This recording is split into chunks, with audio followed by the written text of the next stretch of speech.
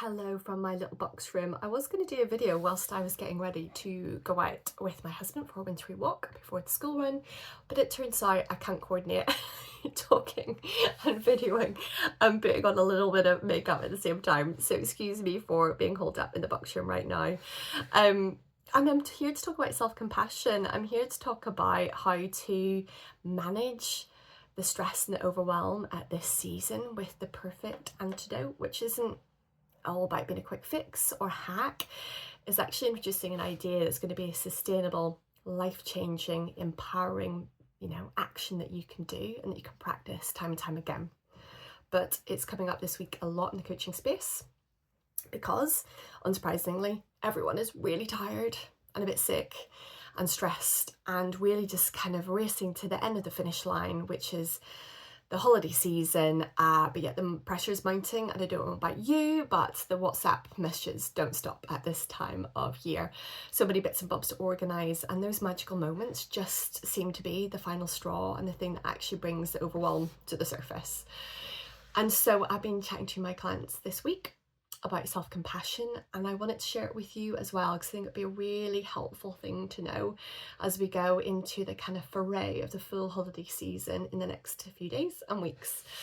And so the idea of self-compassion is about practicing a deliberate, purposeful action to extend kindness to yourself and to also allow yourself the human experience of something being hard and difficult without self-judgment and criticism coming in. And it is amazing. It is life-changing. And yes, it does take a little bit of practice, but it is worth it. And this experience of self-compassion is so powerful because I'm not just going to say to you, remember to be kind to yourself and then send you off into all the festivities. I'm going to give you some ideas about how to actually do it and to actually get some effect. So there's 3 parts to it. The first thing is to notice that you are needing some kindness and self-compassion. Notice that you're feeling the overwhelm, the strain, the stress that it is building. Maybe it's post a bit of an overwhelm meltdown. Maybe it's that you're feeling the strain build as you check your emails. Maybe it's looking at the school WhatsApps.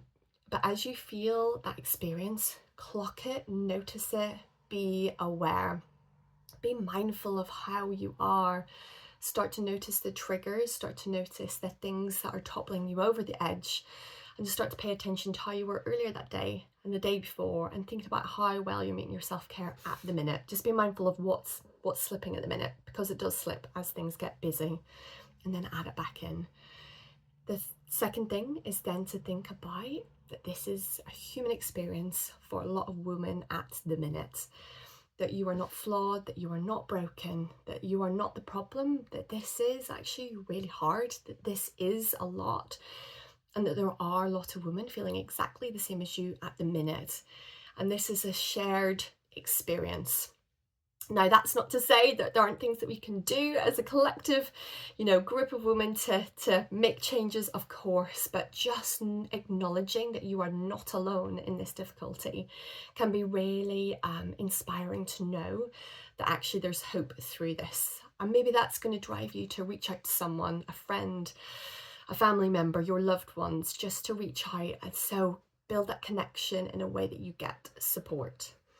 And then the third thing is to extend the deliberate act of kindness. Now, this is more than the saying, be kind to yourself. How do I be kind to myself? So you've noticed, you're aware, you've told yourself it is okay. This is going to get better. This is part of my human experience. This is difficult and anyone would find this hard.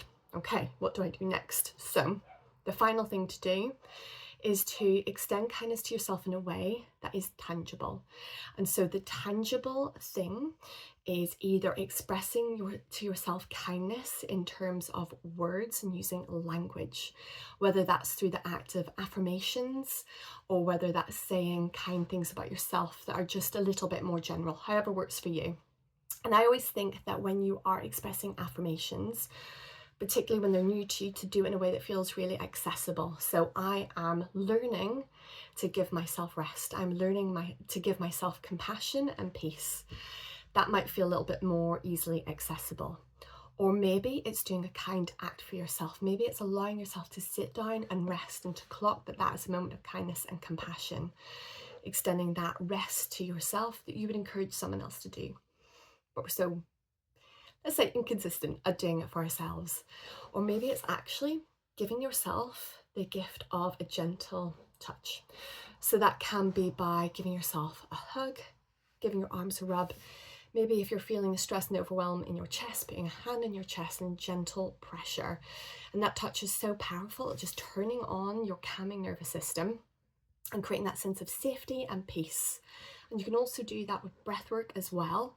You can incorporate some breath work in with the touch, but this is such a deliberate way to extend kindness in a tangible way that you would do to someone else. You would say kind words, you would give a hug, you would encourage rest and restoration.